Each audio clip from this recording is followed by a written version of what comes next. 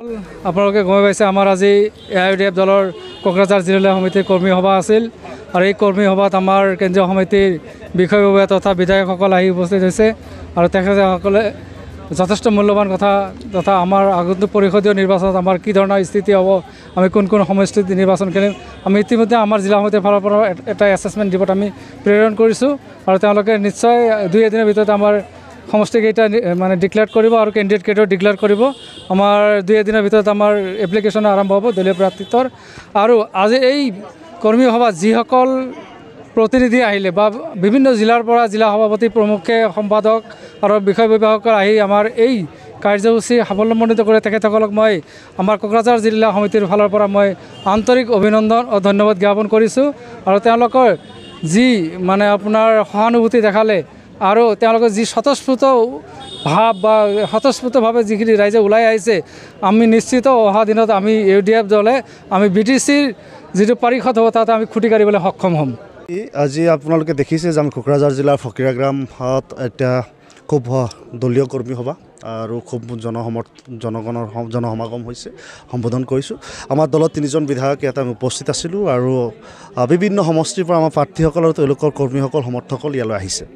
আমি এটা কথা BTRৰ পৰা এই বাৰ্তা দিব বিচাৰিছোঁ যে অহা নিৰ্বাচনত BTR অঞ্চলৰ পৰা BJPক প্ৰতিহত কৰাৰ কাৰণে যাতে UPPL হওক BPF হওক BJPৰ লগত যাতে খাতিৰ নাৰাখে তাৰ কাৰণে সেনেকুৱা এটা সংখ্যা নাম্বাৰ্ছ আমাৰ লগত ৰাখিম, UDF দলৰ লগত থাকিব, যাৰ জৰিয়তে তেওঁলোকে চৰকাৰ গঠনত সহায়ক হ'ব।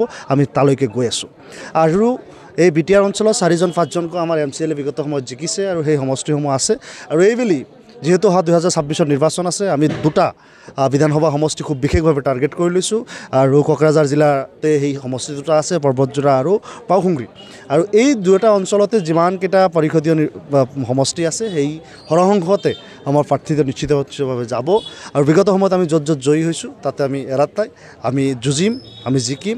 আৰু এই BTR অঞ্চলত বসবাস কৰা বছৰ ধৰি বসবাস কৰা মানুহ যিসকল ভূমিৰ বিভিন্ন সমস্যাৰে জৰ্জৰিত, ভূমিপট্টা আজি যিসকলৰ ওচৰত নাই, তেওঁলোকৰ কাৰণে আমি যুঁজ কৰাৰ কাৰণে পৰিষদত বা পৰিষদীয় বিধানসভাত যাতে আমাৰ প্ৰতিনিধি থাকে তাৰ কাৰণে আমি চেষ্টা কৰিম। আৰু আমাৰ কৰ্মীসকলে আজি ঐক্যবদ্ধ হৈছে, আজি তেওঁলোকে শপত লৈছে যে আমাৰ দলৰ প্ৰাৰ্থীসকলক এইবাৰ জয়ী কৰাই পঠিয়াব।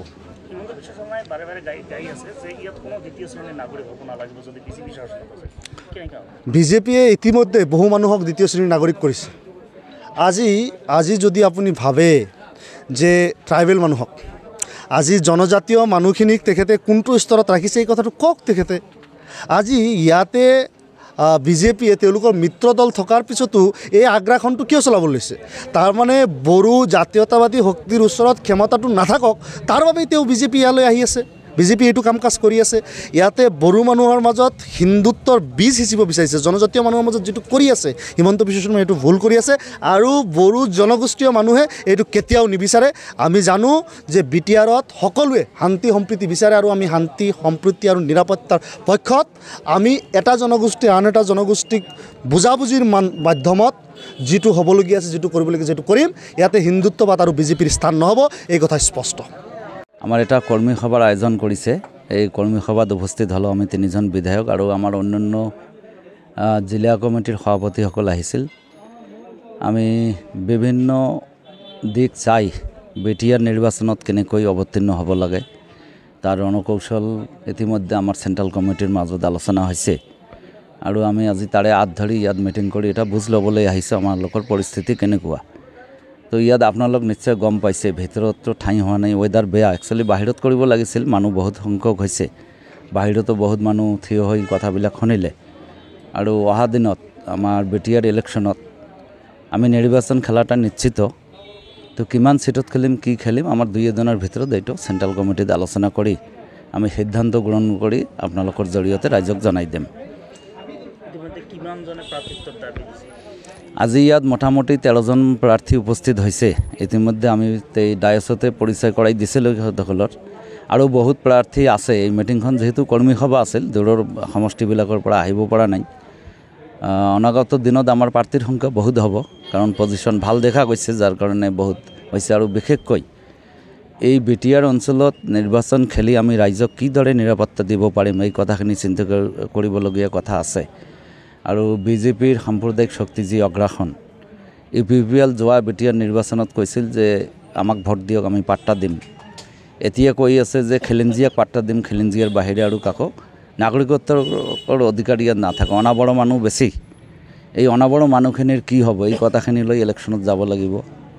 আৰু বিজেপি প্ৰশাসনিকভাৱে একদম মানে গৃহ বিভাগ চূড়ান্ত ফেইলিয়ৰ হৈছে। অসমৰ যি পৰিস্থিতি, BTCৰ যি পৰিস্থিতি, এইবিলাক কণ্ট্ৰল কৰিব পৰা নাই। মূল্যবৃদ্ধি অধিক হৈছে। এইবিলাক বাদ দি যাৰ কাৰণে এটা হিন্দু মুছলিমৰ ৰাজনীতি কৰাৰ কাৰণে বিজেপি অগ্ৰসৰ হৈছে। আৰু গোটেই অসমতে সন্ত্ৰাস চলাই আছে। উচ্ছেদ কৰি, অন্যায়ভাৱে উচ্ছেদ কৰি যি মানুহখনক হাৰাশাস্তি কৰা হ'ল, আকৌ এইজন মুখ্যমন্ত্ৰী আকৌ এই মানুহখিনিক অলপ আৰ্থিক সহায়ো কৰিছে। আকৌ কৈছে জমি একপোৱাকৈ দিম বেলেগত, চৌৰীয়া বাকৰাত দিয়ে নহয়, বেলেগত দিয়া হ'ব। আকৌ কোনোবাই কৈ আছে বাংলাদেশী, যদি বাংলাদেশীক আইনী প্ৰক্ৰিয়াৰে ডিপোৰ্ট কৰিব লাগে।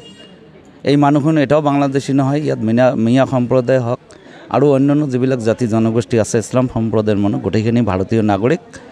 বেছিভাগ সংখ্যক 51 চনৰ আগৰ পৰা 2071 চনত 24 মাৰ্চত কিছু সংখ্যক আহিছে, যদিও সুপ্ৰিম কোৰ্টে ইয়াৰ ন্যায্যতা দি থৈছে।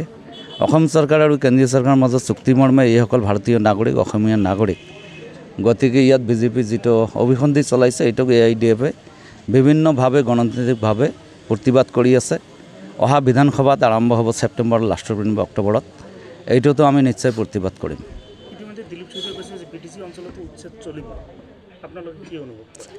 এই কথাখিনিয়ে যিটো ক'লোঁ, হিন্দু মুছলিম একেটা কৰি তেখেতসকলে হিন্দু ভোট ল'বলৈ খুজিছে। এইবিলাক ভয় ভীতি দেখুৱাই যদি উচ্ছেদ কৰে, সুপ্ৰিম কোৰ্টৰ নিৰ্দেশ মানি চলিব লাগিব। আমি এনেই বহি নাথাকোঁ। আৰু মানুহখিনিক পুনৰ সংস্থাপন কৰি ৰিহেবিলিটেট কৰাৰ পিছত উচ্ছেদ কৰক। যিখিনি প্ৰক্ৰিয়া আছে, আইনী প্ৰক্ৰিয়া, এই প্ৰক্ৰিয়াখিনি অন্ততঃ পালন কৰিব লাগিব। UDFটো বহি নাথাকে। মৌলানা বদৰুদ্দিন আজমল ডাঙৰীয়াৰ নিৰ্দেশত আমি ইতিমধ্যে কেইবালানি আন্দোলন কৰিছোঁ। তাৰ গুৰি ধৰিছে আশৰাফুল ইছলাম আৰু হাফিজ ৰফিকুল ইছলাম ডাঙৰীয়া, আমাৰ জনীয় সমষ্টিৰ বিধায়ক। তেখেতসকলে ইতিমধ্যে বহুতো আন্দোলনৰ গুৰি ধৰিছে। দিল্লীলৈ গৈছে, সুপ্ৰিম কোৰ্টত গৈছে। হাৰিয়ানাত যিখিনি কৰ্মকাণ্ড হৈছে, যোৱাকালিও মই দুৰ্ভাগ্য ক'ব লাগিব, এই বিজেপিৰ দিনত ভাৰতীয় নাগৰিকৰ কোনো নিশ্চয়তা নাই। যোৱাকালি মোৰ ধুবুৰী সমষ্টিৰ 17জন ব্যক্তি হৰিয়ানাত কাম কৰি আছিল। ইয়াৰ আগতো গ্ৰেপ্তাৰ কৰা হ'ল। এইখিনি AIDFৰ 3জন বিধায়ক যায় গৃহ বিভাগৰ লগত কথা কৈ মানুহখিনিক মোকলাই আনিবলৈ সক্ষম হ'ল। আকৌ কালি 17জন মোৰ ধুবুৰী সমষ্টিৰ ল'ৰা, তেখেতসকলক অত্যাচাৰ কৰিছে। ৰাতি ট্ৰেইন ষ্টেচনত পলাই গৈছে। মোবাইল চোবাইল টকা পইচা একো নাই। কালি ল'ৰাখিনি যেতিয়া এড্ৰেছ পঠাইছে, মই তাৰ পুলিচৰ লগত যোগাযোগ কৰি সিহঁতক অলপ আৰ্থিক সহায় দি আজি ট্ৰেইন দি আহি পাব। এতিয়াও আহি পোৱা নাই। এনেকুৱা অত্যাচাৰ গোটেই ভাৰতবৰ্ষতে চলি আছে। এতিয়া